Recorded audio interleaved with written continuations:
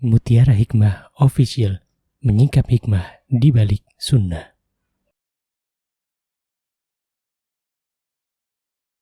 Salurkan donasi terbaik Anda untuk mendukung dakwah Mutiara Hikmah Official.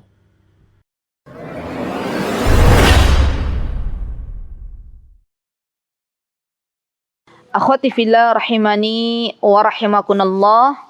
Hari ini insyaallah kita akan belajar bersama-sama tentang bagaimana seharusnya seorang muslimah bersikap, ya. Bagaimana seharusnya kita menjadikan Allah dan Rasulnya yang kita utamakan. Dan kita tahu bahwa dunia ini tempatnya kita diuji oleh Allah Subhanahu wa taala. Ya, terkadang subhanallah datang sebuah ujian dan Allah ingin melihat apakah kita benar-benar bergantung kepada Allah atau kita meminta kepada selain Allah Subhanahu wa taala. Dan hari ini insyaallah kita akan belajar di halaman 135 teman-teman, ya. Dan teman-teman boleh silahkan melihat di screen. Kita akan belajar dalam surah An-Nur ayat 21. Ya, silakan teman-teman boleh sekarang dibuka mushafnya, surah An-Nur ayat 21. Baik, apa yang Allah Subhanahu wa taala firmankan dalam surah An-Nur ayat 21? Allah Subhanahu wa taala berfirman, A'udzu billahi minasyaitonir rajim. Bismillahirrahmanirrahim. Ya ayyuhalladzina amanu la tattabi'u khutuwatis syaitan. Wa may yattabi' khutuwatis syaitani fa innahu ya'muru bil fahsya'i wal munkar. Hai orang-orang yang beriman, kata Allah Subhanahu wa taala. Berarti Allah Subhanahu wa taala mengajak bicara kita semuanya, orang-orang yang beriman kepada Allah dan Rasulnya, serta melaksanakan apa-apa yang Allah dan Rasulnya sampaikan. Apa kata Allah Subhanahu wa taala? Ya, Allah memperingatkan kita teman-teman, ya, orang-orang yang beriman agar tidak menempuh jalan-jalan syaitan. La tattabi'u khutuwatis syaitan. Ya, janganlah kita mengikuti apa-apa yang diperintahkan oleh syaitan. Janganlah kita mengikuti langkah-langkah syaitan, ya, tipu daya syaitan. Wa may yattabi' khutuwatis syaitan fa innahu ya'muru bil fahsya'i wal munkar. Karena sesungguhnya kata Allah Subhanahu wa taala, barang siapa yang mengikuti langkah syaitan, maka sesungguhnya syaitan itu menyuruh mengerjakan perbuatan yang keji dan mungkar. Walaula fadlu fa innahu ya'muru bil fahsya'i wal munkar walaula fadlullahi 'alaikum wa rahmatuhu, ya, selengkapnya, ma zaka minkum min ahadin abada walakinallaha yuzakki may yasha wallahu sami'un 'alim. Kalaulah sekiranya bukan karunia Allah dan bukan rahmat Allah teman-teman kepada kita semuanya, maka tidak ada seorang pun dari kita yang bisa bersih dari perbuatan keji dan mungkar selama-lamanya. Dan Allah Subhanahu wa taala membersihkan siapapun yang Allah kehendaki. Wallahu sami'un alim. Dan Allah Subhanahu wa taala Maha mendengar lagi Maha mengetahui. Baik, kalau kita melihat, ya, tafsir dari beberapa tafsir yang ada dalam surah An-Nur ayat 21, dan memang subhanallah An-Nur ini teman-teman adalah surah yang sangat-sangat indah, ya, sangat-sangat indah, dan perlu kita pelajari karena di situ banyak sekali hukum-hukum yang berkaitan dengan kita sebagai hamba Allah Subhanahu wa taala. Maka kata Syekh Sa'di rahimahullahu taala ketika beliau menjelaskan surah An-Nur ayat 21, kata beliau, ya, setelah Allah Subhanahu wa taala melarang kita dari dosa-dosa yang khusus. Jadi surah An-Nur sebelumnya ada lagi ayat-ayat sebelum 21, berarti ayat 20, ya, ayat 19. Maka Allah Subhanahu wa taala melarang kita semuanya mengikuti tipu daya syaitan, ya, jalan-jalan dan godaan-godaannya. Dan langkah-langkah syaitan, tipu-tipu daya syaitan, kata Syekh Sa'di rahimahullahu taala, ini mencakup seluruh perbuatan maksiat, baik yang berhubungan dengan hati, ya, subhanallah. Contohnya apa perbuatan maksiat yang berhubungan dengan hati, teman-teman? Su'udzon, ya, su'udzon itu berburuk sangka. Ya, dikit-dikit buruk sangka, dikit-dikit buruk sangka. Itu maksiat. Dan itu sesuatu yang timbul dari dalam hati. Dan sesungguhnya suudzon, baik itu berburuk sangka kepada Allah Subhanahu wa taala maupun berburuk sangka kepada saudari kita, itu adalah langkah-langkah syaitan untuk menjebak kita sebagai hamba Allah Subhanahu wa taala. Atau dengan lisan, ya. Apa misalnya maksiat dengan lisan? Misalnya mengadu domba, misalnya ghibah, semuanya adalah maksiat dengan lisan, ya. Atau berkata-kata buruk, ya. Mencela, menghina, semuanya adalah maksiat dan itu adalah semuanya berhubungan dengan langkah-langkah syaitan. Atau kata Syekh Sa'di, maksiat dengan badan, ya, dengan anggota tubuh. Contoh misalnya tangannya, ya, atau telinganya bukan untuk mendengarkan apa-apa yang Allah ridhai, tapi telinganya mendengarkan musik-musik yang memang itu adalah kesukaannya syaitan, ya. Jadi subhanallah teman-teman, kita itu sesungguhnya malu ya di hadapan Allah. Allah yang telah memberikan kepada kita telinga, Allah yang telah memberikan kepada kita mata, Allah yang telah memberikan kepada kita tangan, kita bisa bernafas, Allah yang kasih. Tapi justru kadang kita mendolimi diri kita sendiri, bahkan bermaksiat kepada Allah Subhanahu wa taala. Semoga Allah Subhanahu wa taala mengampuni dosa-dosa kita dan semoga Allah Subhanahu wa taala mewafatkan kita dalam keadaan sebagai orang-orang yang beriman kepada Allah Subhanahu wa taala. Amin, Allahumma amin. Dan di antara hikmahnya kata Syekh Sa'di, ya, ketika Allah menerangkan janganlah kalian mengikuti langkah-langkah syaitan, ya.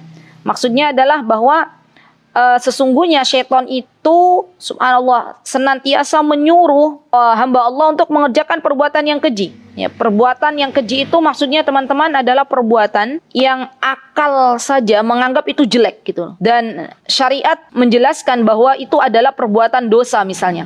Contoh misalnya, akal saja melihat itu adalah perbuatan keji, contohnya adalah berzina. Wal'iyadzubillah. Laki-laki suka sama laki-laki, perempuan suka sama perempuan. Kalau kita lihat, itu sudah di luar rel fitrah yang benar. Dan itu adalah jebakan-jebakan syaitan, tipu daya syaitan. Subhanallah, subhanallah. Dan ini semuanya teman-teman dalam rangka syaitan menyuruh manusia untuk berbuat sesuatu yang keji dan mungkar. Haula wala quwata illa billah. Dan subhanallah syaitan itu ketika mereka menyuruh manusia untuk berbuat kemungkaran, mereka itu membuat manusia berbuat kemaksiatan kepada Allah Subhanahu wa taala step by step gitu, langkah demi langkah, subhanallah.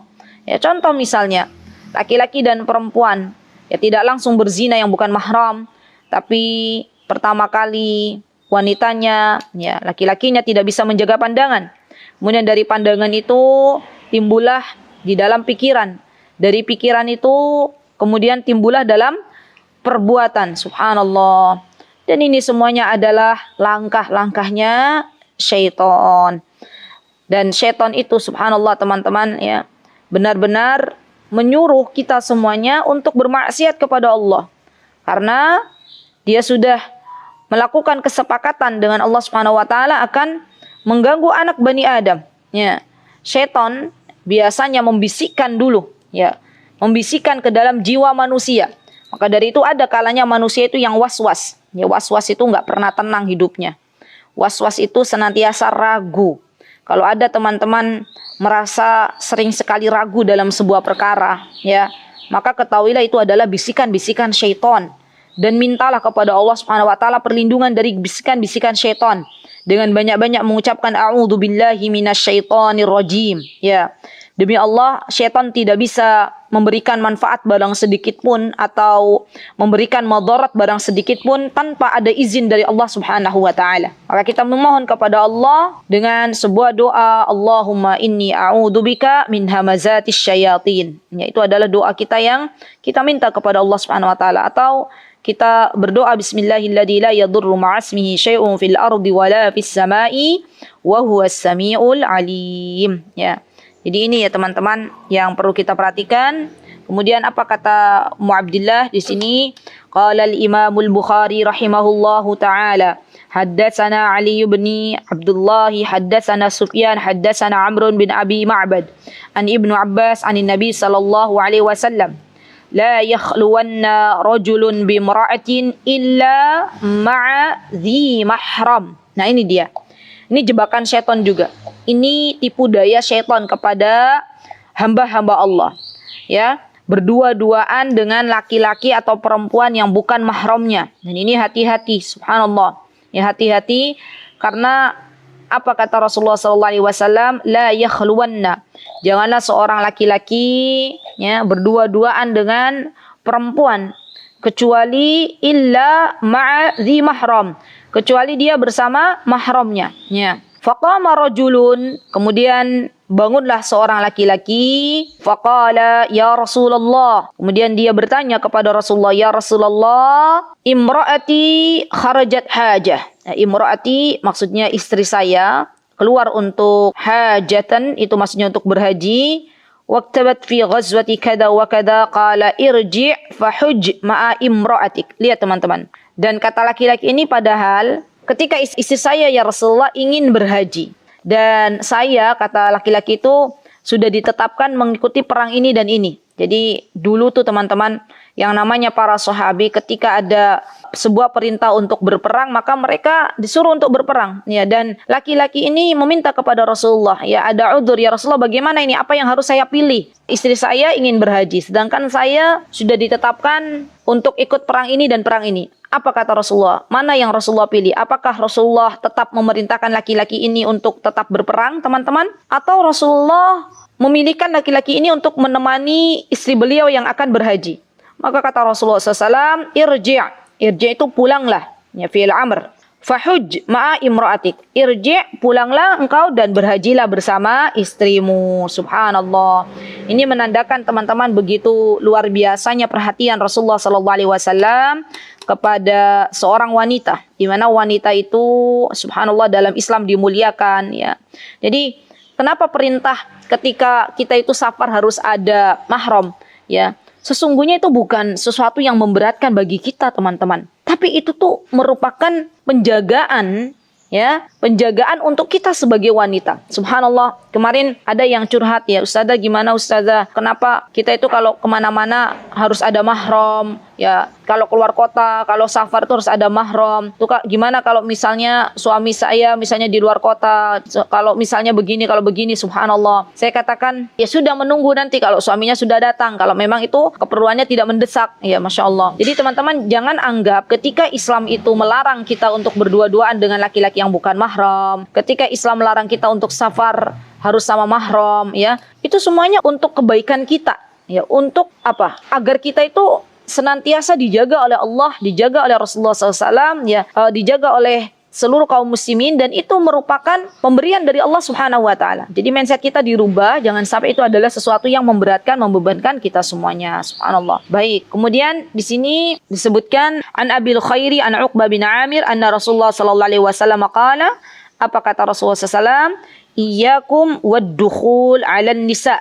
Ya, iyyakum wad-dukhulu 'alan nisa. Faqala rajulun minal ansar ya Rasulullah afara'aital ham? Qala alhamul maut. Ya, apa kata Rasulullah SAW? Hati-hatilah kalian dari memasuki tempat para wanita. Ya, kemudian dikatakan bahwa kata Rasulullah SAW, seorang ya dari atau laki-laki dari kalangan Ansar bertanya, ya Rasulullah, apa pendapat engkau tentang hamu? Hamu itu teman-teman ipar, ya, baik itu adik ipar maupun kakak ipar, gitu ya. Nah, kemudian Rasulullah SAW mengatakan alhamul maut, bahwa ipar itu adalah kematian, ya. Ipar itu adalah kematian. Maksudnya teman-teman, ya, ketika Imam An-Nawawi rahimahullahu taala menjelaskan tentang hadis ini, iyyakum wad-dukhulu 'alan nisa, faqala rajulun min asar ya Rasulullah faratal hamu qala alhamul maut. Beliau menjelaskan dalam kitab Fathul Bari, apa kata beliau? Hadis ini teman-teman berkaitan dengan kita tidak diperbolehkannya berdua-duaan dengan ipar kita. Dan yang dimaksud dengan ipar adalah kerabat suami selain ayah dan anak-anak. Ya, selain ayah dan anak-anaknya. Karena ayahnya suami, yaitu mertua kita, itu adalah mahram untuk kita. Anak-anaknya, ya, itu juga mahram untuk kita. Maka tidak apa-apa. Misalnya, contoh, misalnya kita pas safar, pas nggak ada mahram, kita diantar sama anak-anak suami kita misalnya, ya, atau anak-anak kita, itu boleh, ya, anak laki-laki. Dan yang dimaksud dengan ipar adalah saudara laki-laki, paman, ya, anak laki-laki, saudara perempuan, yang mana itu semuanya dari jalur suami kita, yaitu semuanya dari jalur suami kita ya. Dan demikianlah ya subhanallah tuntunan Islam yang begitu agung ya, selaras dengan fitrah manusia, menjaga kesucian hati kita ya subhanallah. Karena banyak teman-teman kejadian di mana ipar itu akhirnya apa? Waliyadzubillah, berselingkuh ya dengan adik iparnya atau dengan kakak iparnya ya subhanallah. Maka hati-hati, jangan sampai kita menganggap ipar adalah adik atau kakak kandung kita ya, karena yang namanya ipar itu sama sekali bukan mahram kita. Dan ini perlunya teman-teman ya subhanallah, kita mengenal mahram kita ya, mengenal mahram kita. Siapa sebenarnya mahram kita? Karena kalau kita tidak mengenal, kita akan menganggap sepupu itu mahram ya, padahal sepupu bukan mahram ya.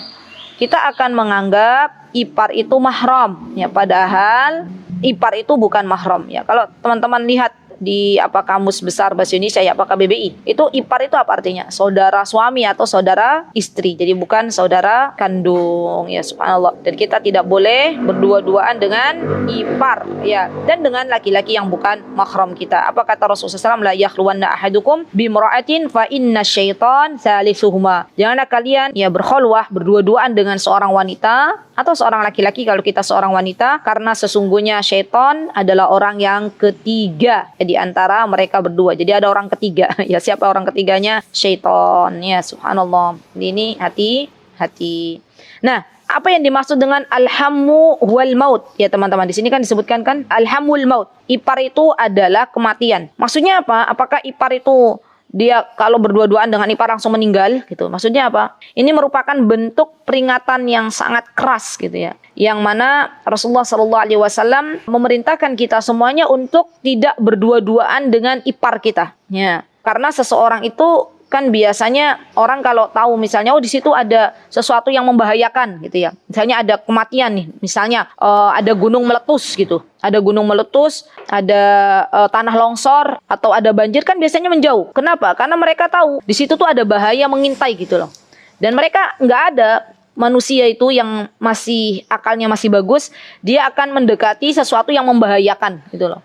Apalagi di situ misalnya ada gunung meletus tetap mendekat, ya sudah ya, maka resikonya apa? Resikonya misalnya dia akan terkena udus gembel misalnya ya, jadi akhirnya meninggal dunia ya. Jadi ini peringatan yang sangat keras bahwa kita tidak boleh mendekati ipar, sebagaimana kita pun tidak boleh mendekati sesuatu yang membahayakan ya. Baik, kemudian apa kata Ummu Abdillah teman-teman, setelah kita tahu bahwa ipar itu adalah kematian ya, dan kita dilarang untuk berdekat-dekatan dengan ipar, kata beliau fal khulwah bil mar'atil ajnabiyyah dari'ah tusal ilal iftitan bil mar'ah faftitatul mar'ati bir rajuli falihada nahas syar'an dalik ya. Berdua-duaan dengan perempuan atau dengan laki-laki yang bukan mahram itu adalah sarana yang menyebabkan laki-laki atau wanita itu terfitnah ya, subhanallah. Dan setan itu ada di dalamnya gitu loh. Setan itu punya andil untuk menyerumuskan pemuda-pemudi yang lagi kasmaran. Dan ini kita tidak boleh ya teman-teman, saya berpesan untuk diri saya dan teman-teman yang kaula anak-anak muda ya, kita tidak boleh ikut-ikutan merayakan tahun baru dengan berpesta misalnya ya, naudzubillah, berpesta kumpul laki-laki dan perempuan yang bukan mahram misalnya ya, waliyadzubillah ya, atau misalnya di jalanan gitu ya, berdua-duaan naik motor ya. Itu semuanya demi Allah nggak ada manfaatnya sedikit pun. Dan hati-hati bagi teman-teman yang memiliki anak-anak yang sudah menginjak masa-masa muda ya, perhatikan ini, nasihatkan jauh-jauh hari bahwa nanti kalau sebentar lagi tahun baru, maka kita tidak diperbolehkan untuk mengikuti perayaan-perayaan orang-orang barat ya, orang-orang kafir. Itu semuanya bukan prinsip Islam ya, itu semuanya bukan agama kita gitu loh. Jadi kita itu orang Islam itu harus punya prinsip yang jelas ya, nggak mudah mengekor, nggak mudah ikut-ikutan ya, subhanallah. Dan semoga Allah subhanahu wa ta'ala menjaga anak-anak kita, keturunan-keturunan kita dari perbuatan-perbuatan yang buruk. Amin, Allahumma amin. Baik, kemudian selanjutnya 136 qala al-imamul Muslim ya, di sini haddatsani Harun bin Sa'id ya, حدثني مالك عن ابن شهاب عن عروة أن عائشة أخبرته عن بيعة النساء قالت. Apa kata Ibunda Aisyah? Ibunda Aisyah di sini disebutkan bahwa Urwah telah mengabarkan. Urwah itu maksudnya Urwah bin Zubair. Berarti Urwah ini teman-teman ponakannya Ibunda Aisyah radhiyallahu anha. Ya, karena Aisyah itu kan kakak beradik sama Asma. Tapi ternyata Aisyah sama Asma itu teman-teman tidak satu ibu ya, karena beda. Kalau ibunya Aisyah namanya Ummu Rumman, kalau ibunya Asma ya binti Abu Bakar namanya Qutailah. Dua-duanya sama anaknya Abu Bakar, tapi beda ibu. Dan Asma punya anak namanya Urwah, di antaranya ada Abdullah ya, dan punya suami namanya Zubair. Dan Urwah ini kita sudah pernah belajar ya, Urwah ini juga salah satu perawi ya, yang mana beliau banyak sekali mendengar duduk di majelisnya Rasulullah SAW dan beliau mendengar kabar dari Ibunda Aisyah radhiyallahu anha. Baik, apa kata Ibunda Aisyah? Ibunda Aisyah mengabarkan kepada Urwah tentang baiat yang dilakukan oleh para wanita. Nah, ini nih teman-teman. Lihat, tadi kan di antara langkah-langkah setan ya, yang pertama itu apa tadi? Menjebak manusia untuk mengikuti langkah-langkahnya dengan berdua-duaan dengan bukan mahramnya, baik itu laki-laki asing, perempuan asing, ataupun ipar gitu ya. Kemudian di antara jebakan setan, tipu daya setan juga apa? Kata Ibunda Aisyah, waktu para wanita itu membaiat Rasulullah sallallahu alaihi wasallam ya. Kemudian apa kata beliau? Beliau mengatakan bahwa Rasulullah sallallahu alaihi wasallam itu belum pernah, ya lihat teman-teman, sekalipun menyentuh tangan seorang wanita yang bukan mahram. Lihat, beliau hanya mengambil perjanjian dari para wanita itu, dan jika beliau telah mengambil perjanjian dari wanita-wanita, kemudian beliau menyuruh pergi wanita-wanita tersebut. Jadi ini nih teman-teman, jebakan yang kedua ya, tipu daya setan itu memperbolehkan laki-laki dan perempuan yang bukan mahram bersalaman gitu ya, bersalaman. Subhanallah, padahal subhanallah nanti ada sebuah ancaman yang sangat keras gitu ya dari Rasulullah SAW. Dan subhanallah teman-teman, terkadang ya kita itu biasanya kita itu diuji oleh Allah Subhanahu Wa Taala. Allah tuh pengen lihat kita itu benar-benar menjalankan perintah Allah enggak ya, menjalankan perintah Rasulullah enggak, menjauhi langkah-langkah setan enggak, itu pas di hari raya ya. Kan biasanya ada tamu tuh ajak salaman ya, kita sendiri yang harus paham gitu ya, kita enggak mau salaman, insya Allah tamunya juga enggak ada yang langsung nempel-nempel gitu, enggak. Kita dari awal mohon maaf atau kita mengisyaratkan tangan kita gitu bahwa kita itu enggak mau salaman, insya Allah itu lebih selamat daripada kita enggak enakan, nanti dibilang apa, nanti dibilang sok suci, nanti enggak dibilang enggak serawung, dibilang begini. Enggak apa-apa serawung, enggak apa-apa, tapi kita enggak salaman ya, karena ini salaman dengan laki-laki yang bukan mahram atau yang perempuan yang bukan mahram itu sesuatu yang tidak pernah Rasulullah Shallallahu Alaihi Wasallam contohkan ya. Baik, kemudian di sini hadis yang selanjutnya dikatakan bahwa Muhammad bin Al-Muqandir beliau mendengar Umaymah binti Ruqayyah berkata, apa ini di sini bayatu Rasulullah SAW fi niswatin faqala lana ya, Rasulullah Sallallahu Alaihi Wasallam ketika itu membaiat para wanita, dan Umaymah mengatakan saya berbaiat kepada Rasulullah SAW bersama para wanita. Kemudian beliau berkata kepada kami, apa kata Rasulullah SAW? Fi mastata'tunna wa ataqtunna. Qultu Allah wa rasuluhu arhamu bina minna bi anfusina. Faqultu ya Rasulullah baya'na. Qala Sufyan ta'ni sahifana. Faqala Rasulullah SAW innama qawli limi'ati mura'atin ka qawli limra'atin wahidatin. Jadi para wanita ini waktu dibaiat, mereka itu mengatakan kepada Rasulullah SAW, ya Rasulullah jabatlah tangan kami gitu ya, karena berbaiat gitu ya. Maka Rasulullah SAW mengatakan, sungguh saya itu tidak pernah ingin bersalaman dengan kalian gitu loh. Jadi Rasulullah SAW tuh nggak pernah salaman. Dan ini ujian juga teman-teman. Ini saya baru keinget, subhanallah. Misalnya teman-teman wisuda gitu ya. Teman-teman wisuda dalam sebuah acara, dan biasanya kan ada kayak penyerahan ijazah atau pas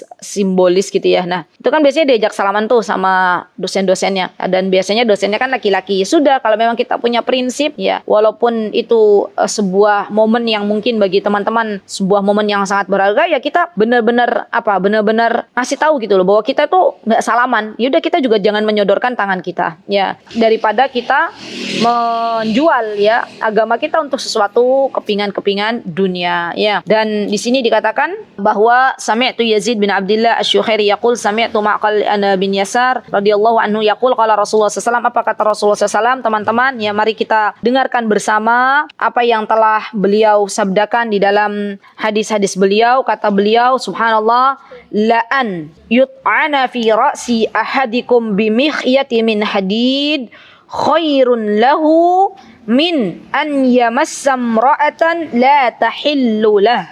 Lihat teman-teman, ini bukan saya yang berkata ya, bukan, tapi kekasih kita semuanya, teladan kita semuanya, yaitu Rasulullah Sallallahu Alaihi Wasallam. Kata beliau, kepala salah seorang dari kita, dari kalian, itu ditusuk dengan jarum besi yang panas, lebih baik bagi kita daripada kita menyentuh seorang wanita yang tidak halal baginya. Subhanallah, Allahu Akbar, Allahu Akbar. Jadi perumpamaannya tuh teman-teman, daripada kita bersalaman dengan laki-laki yang bukan mahram ya, dosanya itu besar sekali. Mending kepala kita tuh ditusuk dengan apa? Dengan besi gitu ya, dengan ditusuk dengan jarum yang min hadid, dari besi gitu ya, bimikhyatin min hadid. Itu lebih baik daripada kita bersalaman dengan laki-laki atau perempuan yang bukan mahram. Teman-teman, kalau teman-teman hidup di sebuah kampung ya, maka terkadang kita tuh pekewoh gitu ya. Ya, pekewoh kalau dalam satu kampung itu rata-rata misalnya ada acara-acara habis Idul Fitri misalnya bersalam-salaman, terus kita pekewoh nggak enak semua di situ bermudah-mudahan untuk bersalam-salaman gitu lah. Maka ya enggak apa-apa, kita belajar memulai hal yang benar itu seperti apa. Ya, jangan mudah ikut-ikutan, subhanallah. Terutama dalam bab salaman ini. Ya. Dan teman-teman, termasuk juga bukan mahram kita, teman-teman. Kalau orang tua kita mengangkat anak gitu loh, mengangkat anak adopsi, itu juga bukan mahram kita. Ya, beda sama anaknya suami, misalnya ya, anaknya suami, teman-teman nikah misalnya dengan seorang laki-laki, laki-laki itu sudah bawa anak gitu dari istri sebelumnya, maka itu mahram. Tapi kalau anak-anak mengadopsi, misalnya seorang anak sudah besar laki-laki, ya bukan anaknya teman-teman, tapi anak angkat, ya laki-laki dan dan itu sudah balik, maka ini bukan mahramnya teman-teman. Ya, katakan bahwa saya bukan mahramnya, ya. Jangan ada kata pekewoh atau nggak enakan, gitu ya. Karena yang namanya agama itu tidak dilandasi dengan sesuatu yang pakai perasaan, gitu ya. Subhanallah. Baik. Setelah kita tahu ya begitu luar biasanya Rasulullah Sallallahu Alaihi Wasallam wanti-wanti kita untuk tidak dekat dengan ipar, ya, untuk tidak menjabat tangan dengan perempuan-perempuan yang bukan mahram. Kemudian di sini dikatakan bahwa qala Shinqiti halaman 137, teman-teman, yang ini beliau karena anaknya muhaddis, jadi beliau ingin mencoba memberitahukan kepada kita wal hadis isnadu hasan min Abi Shaddad bin Sa'id fa innahu saduq yakhtu kama fi taqrib. Ini beliau menghukumi bahwa hadis ini adalah hasan. Baik, kita lanjut ke qala Shinqiti. Qala Shinqiti fil adwa, ya. Di sini dikatakan oleh Syekh Shinqiti dalam kitab beliau Adwaul Bayan. Apa kata beliau? Kata beliau, wala syak anna lamassul badan lil badan aqwa fi itharatil ghazira wa aqwa da'iyan ila fitnati minan nadhari bil ain wa kullu musannif ya'lamu sihhatu dhalik. Ya. Kata Syekh Shinqiti rahimahullahu taala, kata beliau ya dalam kitab Adwaul Bayan, tidak diragukan lagi la syak ya bahwa sentuhan badan dengan badan, maksudnya adalah berzina, itu lebih kuat gitu ya, lebih kuat dosanya daripada pandangan mata dalam hal membangkitkan syahwat dan menyeru kepada fitnah, ya. Dan orang-orang yang masih waras gitu ya, orang-orang yang masih sesuai dengan fitrahnya, wa kullu musannif, maksudnya ya alam sihhatu dzalik, tahu kebenaran itu. Ya, jadi di sini juga ada larangan keras bahwa kita tidak boleh berdekat-dekatan dengan zina tersebut, ya. Baik, wa ba'dun nas idza arada an yusafah ajnabiyyatin imra'ah aradat an tusafah ajnabiyyan yadau ala yadihi hailan ka'anna al-maqsud minan nahyi an musafahatul ajanib iltiqa'il bashar bil bashar imma bihail fayajuz, ya. Jadi sebagian orang ya dia menganggap bahwa bersentuhan itu diperbolehkan gitu ya. Padahal sesungguhnya bersentuhan itu tidak diperbolehkan. Dan di sini dikatakan ala an takhsisa ziyarat wal musafahah yaumal id. Nah ini nih, beliau mengkhususkan biasanya ziyarat, salaman laki-laki yang bukan mahram ini biasanya ketika hari raya gitu, baik Idul Fitri maupun Idul Adha. Wa kadzalika at-tahni'a bi yaumil id wa bi qudumi Ramadan, atau dengan datangnya Ramadan. Nih teman-teman, hati-hati ya. Kita itu nanti akan berjumpa sebentar lagi dengan Ramadan. Dan tidak ada dalil yang sahih sampai kepada Rasulullah SAW bahwa kita dianjurkan untuk saling memaaf-maafkan ketika akan datang Ramadan. Nggak ada. Ya, jadi nanti ini ujian juga nih bagi kita nih, bagi teman-teman yang hadir ya sekarang. Jangan sampai kita ikut-ikutan nanti ada broadcastan, saya minta maaf ya dengan menyambut bulan Ramadan, mohon dimaafkan gitu. Terus kita ikut-ikutan. Subhanallah, orang minta maaf itu nggak harus pada momen tertentu. Kalau kita punya salah ke orang, ya harusnya kita langsung minta maaf. Ya jangan sampai menunggu mau datang Ramadan, nanti ya, tunggu sebentar lagi juga Ramadan, nanti aja minta maafnya kalau mau datang Ramadan. Iya, kalau kita masih diberikan usia. Kalau kita diwafatkan oleh Allah, kita belum minta maaf ke orang yang kita zalimi misalnya, maka ini adalah sebuah kezaliman di akhirat. Jadi saya ajak teman-teman hati-hati ya. Jangan sampai kita bermudah-mudahan bersalam-salaman meminta maaf ya kepada sesama hamba Allah itu di awal bulan Ramadan. Ya, karena yang namanya minta maaf itu tidak harus bersalaman. Kalau memang itu yang kita berbuat kesalahan adalah laki-laki yang bukan mahram, cukup diucapkan, cukup dikatakan bahwa saya minta maaf gitu ya. Baik, dan ini merupakan pelajaran yang sangat berharga teman-teman. Jangan sampai kesalahan kita di masa silam terulangi kembali ya. Kemudian beliau mengatakan wa bi qudumi Ramadan wa nahwu dzalik laisa bi masyru' lirijal wala nisa walakin litisali ila haddil bid'ah illa idza qasada bidzalika taqarrub ila Allah fatasilu bihi. Baik ya. Jadi beliau intinya tidak memperbolehkan ya, Masya Allah, saling memaafkan ketika akan datang bulan Ramadan, dan memang nggak ada anjurannya dari Rasulullah Sallallahu Alaihi Wasallam. Baik, kemudian kita lanjutkan ya teman-teman. Qala Allah Ta'ala di 138, waqarna fi buyutikunna wala tabarrujna tabarrujal jahiliyatil ula. Ya. Nah, ini dia. Di antara jebakan syaitan, teman-teman, tipu daya syaitan itu merayu para wanita untuk keluar dari rumahnya dengan keadaan tabarruj. Ya, padahal jelas Allah Subhanahu wa taala memerintahkan kepada kita wanita-wanita muslimah dengan firman Allah Subhanahu wa taala dalam surat Al-Ahzab ayat 33, apa kata Allah Subhanahu wa taala? Waqarna fi buyutikunna. Hendaklah tinggal di rumah-rumah kalian, ya. Wala tabarrujna, dan janganlah kalian berhias, bertabarruj, tabarrujal jahiliyatil ula, seperti orang-orang jahiliyah yang dahulu ya. Jadi di sini teman-teman, subhanallah, ini adalah sebuah hal ya yang patut kita renungi, bahwa kalau memang tidak ada udzur atau tidak ada keperluan untuk keluar rumah, maka sebaiknya kita di dalam rumah. Dan kalau ada wanita yang dia nggak betah di rumah, maka tanyakan kira-kira apa yang membuatnya nggak betah gitu ya. Karena sesungguhnya tempat tinggal kita itu fitrahnya adalah di rumah kita. Baik. Kemudian di sini disebutkan wa dakhala Abu Bakar wa indi jariyatan. Baik. Kemudian haddatsana Wahab qala akhbarana Amrun anna Muhammad bin Abdurrahman al-Asadi haddatsahu an Urwah an Aisyah qalat dakhala alayya Rasulullah sallallahu alaihi wasallam wa indi jariyatan taghanniyan bi ghina'in ba'ath fadtaja'ala al-firash wa hawala wajhi wa dakhala Abu Bakr fantarani wa qala مزمار الشيطان عند النبي صلى الله عليه وسلم فأقبل إليه رسول الله صلى الله عليه وسلم فقال دعهما فلما غفلا وامرأتهما فخرجتا وكان يوم عيد يلعب فيه السودان بالدرق والحراب وإما سألت النبي صلى الله عليه وسلم وإما قال تشتهين تندرين فقلت نعم فأقامني وراءه خدي على خده وهو يقول دونكم يا بني أرفدة حتى إذا مللت قال حسبك قلت نعم قال فاذهبي. Ini cerita jadi teman-teman. Jadi ini sebuah kisah di mana Urwah sampaikan dari Ibunda Aisyah radhiyallahu anha. Ya, sekali lagi bahwa Urwah ini ponakannya Ibunda Aisyah. Jadi nggak asing lagi ya. Dan ini mahram. Kalau ponakan itu mahram, yang bukan mahram itu sepupu. Rasulullah SAW kata Ibunda Aisyah masuk ke tempatku, dan di sampingku ada dua anak perempuan yang sedang mendendangkan syair-syair peperangan Bu'ats. Ya, kemudian beliau lalu berbaring di atas tikar dan memalingkan wajahnya, dan masuklah Abu Bakar. Ya, kemudian beliau mengatakan kepada Ibunda Aisyah, suruling setan di sisi Nabi. Ya, maka Rasulullah menghadap kepadanya lalu bersabda, biarkan keduanya. Dan tatkala beliau telah tertidur, saya mengisyaratkan kepada kedua anak perempuan tersebut agar keluar, maka mereka pun keluar.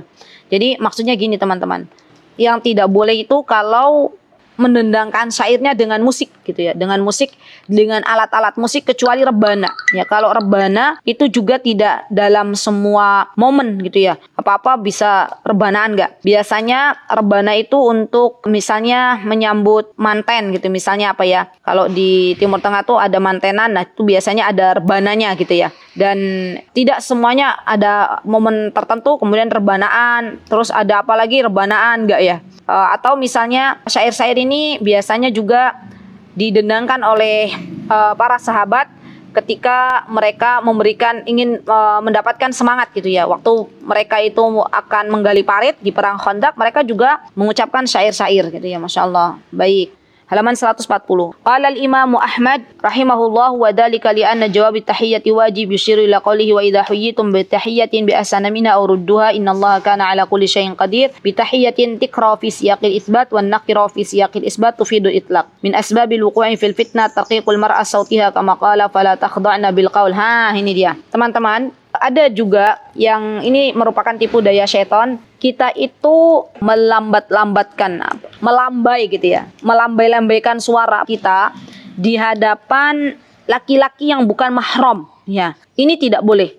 Kenapa? Karena itu nanti laki-lakinya terfitnah gitu loh. Contoh teman-teman, saya pernah mendapati, jadi ada di antara putri kami itu yang belajar bareng sama Syekh dari Mesir dan beliau ada di Indonesia karena memang isinya orang Indonesia. Dan waktu itu ketika putri saya belajar lewat Zoom, itu ada perempuan di situ, suaranya tuh pelan gitu loh. Syekh mau bertanya gitu, itu nggak boleh. Ya, walaupun itu dalam kasus belajar ya teman-teman, ya tetap itu nggak boleh.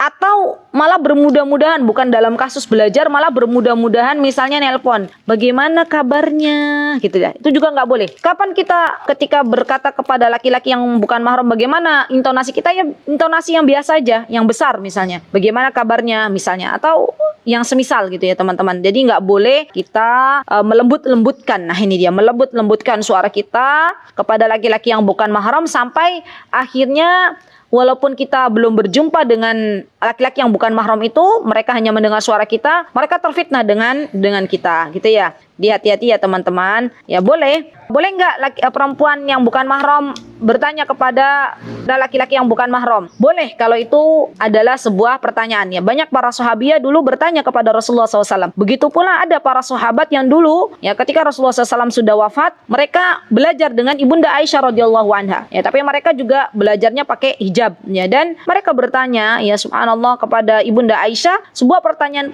yang memang mengandung manfaat. Ya, jadi suara perempuan tuh nggak mutlak aurat gitu ya, tergantung kondisi sikonnya. Kalau memang itu diperlukan maka tidak apa-apa. Kalau memang itu tidak diperlukan, bahkan melembut-lembutkan suara, itu yang tidak boleh. Wallahu ta'ala a'lam. Baik, alhamdulillah kita sudah menyelesaikan, ya, alhamdulillah atas izin Allah, dan kita alhamdulillah sudah menyelesaikan bab ini. Insyaallah kita akan berjumpa kembali di pekan berikutnya. Jazakumullahu khairan ya akhwat atas kehadirannya. Barakallahu fikunna jami'an. Aqulu qouli hadza wa astaghfirullah li wa lakum wa akhiru da'wana alhamdulillahirabbil alamin. Assalamualaikum warahmatullahi wabarakatuh.